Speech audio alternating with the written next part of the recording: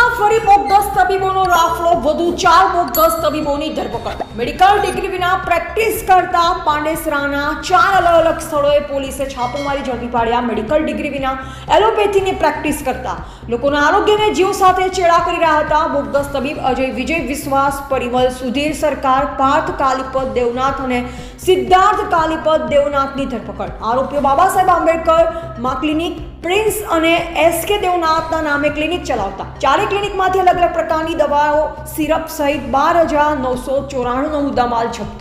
ઝડપાયેલ bogus તબીબો અગાઉ અલગ અલગ દવાખાનાઓમાં પટાવાળાની કરતા હતા નોકરી.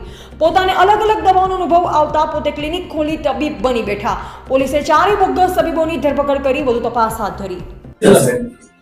પાંડેસર પોલીસ સ્ટેશન વિસ્તારમાં બોગસ ડોક્ટરો વિરુદ્ધ જે કાર્યવાહી ચાલુ છે એના ही ભાગરૂપે 4 ડોક્ટરો વિરુદ્ધ जो બોગસ ડોક્ટર છે, जो વગર ડિગ્રી વગર પ્રેક્ટિસ કરતા હતા, એના વિરુદ્ધમાં ફરીથી આરોગ્ય વિભાગ સાથે મળીને કાર્યવાહી કરવામાં આવે છે. એ 4 ડોક્ટર છે અજય વિજયભાઈ વિશ્વાસ, બાબા સાહેબ આંબેડકર ક્લિનિક નાગસેનગરમાં ચલાવે છે. પરિમલ સુધીરભાઈ સરકાર માં ક્લિનિક કરીને નાગસેનગરમાં ચલાવે છે. પાર્થ કાલીપત દેવનાથ પ્રિન્સ ક્લિનિક કરીને બુડિયા પાંડેસરામાં ચલાવે છે. સિદ્ધાર્થ કાલીપત દેવનાથ એસકે દેવનાથ ક્લિનિક મિલન પોઈન્ટ પાંડેસરા પર ચલાવે છે. 4 ડોક્ટરો પાસે 12,994 રૂપિયા જેટલી દવાઓ પણ મળી છે. આરોગ્ય વિભાગની ટીમને સાથે રાખીને એક FIR પાંડેસરા પોલીસ સ્ટેશનમાં દર્જ કરવામાં આવી છે. આમાંથી 2 ડોક્ટર છે, પાર્થ કાલીપત દેવનાથ અને સિદ્ધાર્થ કાલીપત દેવનાથ.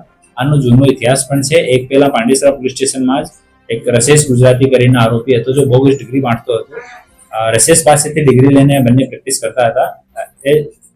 એ ગુનામાં બી એ બંને આરોપી છે અને આ બંને ઉપર બીજો ગુના દાખલ થયો છે અને ફર્ધર આગળની ઇન્વેસ્ટિગેશન અને કાર્યવાહી ચાલુ છે.